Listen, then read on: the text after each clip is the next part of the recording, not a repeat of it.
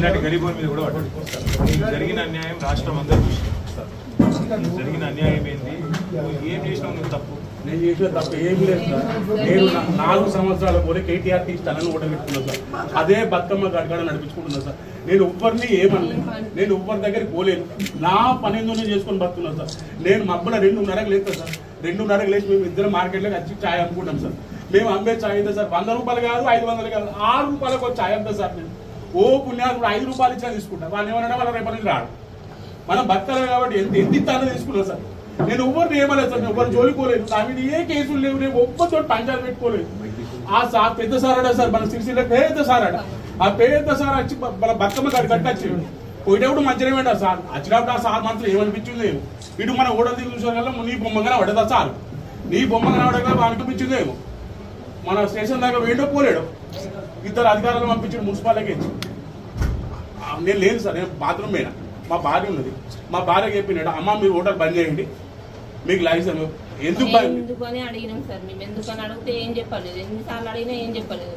అక్కడ రోజు ఛాయ్ తాగడానికి వస్తారు కదా, వాళ్ళే అడిగారు ఎందుకు బంద్ చేయమంటారు, ఏ కారణం చేత బంద్ చేయమంటారు అని అడిగితే ట్రేడ్ లైసెన్స్ కావాలని అన్నారు. ఎందుకు లైసెన్స్, వీళ్ళు ఏమన్నా అక్రమంగా ఏమన్నా చేస్తురా, లైసెన్స్ దేనికని అడిగిరు. వాళ్ళు అడిగితే లైసెన్స్ లేదు, బంద్ చేయాలన్నారు. మీ ఫోటో ఉంది కాబట్టి ఎలక్షన్ల కోడ్ కాబట్టి తీసేయమని అన్నారు సార్. అంటే అతికేసినాం, అతుక్కోలేదు. అతుక్కోకుంటే ఫోటోనే తీసేద్దామని తీసేసిన తర్వాత వాళ్ళు మున్సిపల్ వాళ్ళు వెళ్ళిపోయారు సార్. వెళ్ళిపోయినాక మేము ఎప్పటిలాగానే షాప్ బంద్ చేసి పోయినాక మళ్ళీ 2 రోజులు తీసుకున్నాం సార్ షాపు. ఎవరు కూడా రాలేరు, వచ్చి ఏం అడగలేరు మమ్మల్ని. మేము షాప్ బంద్ చేసుకొని ఇంటికి పోయిన తర్వాత అసలు మాకు చెప్పుడు కూడా చెప్పలేరు. అందులోనే ఆ సామాన్లు అన్నీ అందులోనే ఉన్నాయి, అట్లనే తీసుకొని వేరు. మాకు తెలిసిన వాళ్ళు ఫోన్ చేసి మీ షాపుని తీసుకుపోతురు అని ఫోన్ చేసేసరికి ఈయన పోయిండు సార్. పోయేసరికి ట్రాక్టర్లో పెట్టేసారు. పెట్టినాక పోయి అడ్డుకుంటే పోలీసులు తీసుకొని పోయారు. షాపు అసలు ఏమి ఇన్ఫర్మేషన్ కూడా ఇవ్వలేదు సార్, మాకు తీసుకొని పోయారు. మన దొంగలు సార్, దొంగలనే వాడు అప్పుడు తాళము గీలము వాడకూడదు. వీళ్ళు అట్లా కూడా వాళ్ళ మొత్తం ఎత్తుకొని పీకర్ ఏం లేకుండా అన్ని తీసుకొని వీడు 8వ తరగతి చదువుతుంది సార్, వీడు 6వ తరగతి చదువుతుంది సార్. మా ఓడించుకుంటున్నాం పని చేద్దాం సార్. నేనేమన్నా మీకు ఆ రోజు కూడా ఫోన్లో చెప్పినా మళ్ళీ సార్, ఇక మీరు రోడ్ల మీద అమ్మడద్దు, ఎందుకు అర్థం చెప్తాను.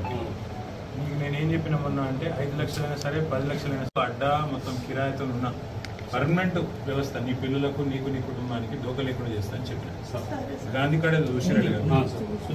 ఏడన ఒకటి మంచిది చూడు సార్, మంచిది చూడు. వారం 10 రోజుల లోపల చాలు చేద్దాం సార్. నువ్వు ఇలా నేను రోజు విమడబడుతున్నా, నేను రోజు విమడబడుతున్నా. చక్రపాణికి రాము నీకెందుకు, నేనే చెప్పబట్టి నేను పెట్టిస్తాను. మీరేం చేయరంటే మీకు రోడ్డు మీద ఉన్నట్టు కాదు, మంచి ఒక బందోబస్తుగా ఒక పెద్దగా పెట్టి చూద్దాము. అది దానిలోకి వచ్చే ఆదాయంతో మీ ఆమ్దంతో మీరు మంచిగా రెంట్ కూడా కట్టేటట్టు సవలత ఏర్పాటు చేద్దాం సార్. మీరు కరెక్ట్ గా చూసుకోండి.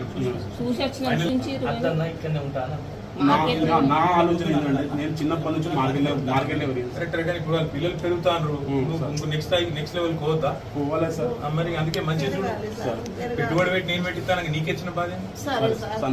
నువ్వు ఆ గాంధీ కాడ చూడు సార్, మంచిగా చూడు, మంచిగా ఇంతజాం చేద్దాం. చేసినాక దాంతో నుంచి ఆమ్దంతో నువ్వు అన్ని నడిపించుకోవచ్చు సార్. నీకు ఎంత వస్తుంది ఇదివరకు నెలకు?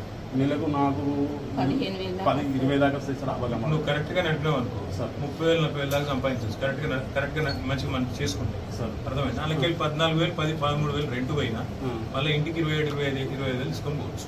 ఆ పని నువ్వు సరిగ్గా చూసుకో. ఇంతజాం మొత్తం నేను చేస్తా చేసి నేనే వచ్చి నీ బంక్ కార్డ్ చేసుకోవాలి. అడ్వాన్స్ అంతా నేను పంపిస్తాను సార్. ఇక నువ్వు వారం రోజుల లోపల చాలు కావాలి. అదే కాకుండా ఇంక వేరే కాడ నీ ఇష్టం సార్, నువ్వు ఏడ పెట్టుకుంటావు అదే ఇదే కాదు. నీకు ఏడంటే ఆడ పెట్టుకో, నీకు ఏడైనా సరే ఏడైనా సరే కానీ పూర్తి స్థాయిలో మళ్ళీ ఎవడు ముట్టకుండా కావాలి. ఎవడు నా మీద కోపంతో నీ మీద వాడద్దు ఎవడు.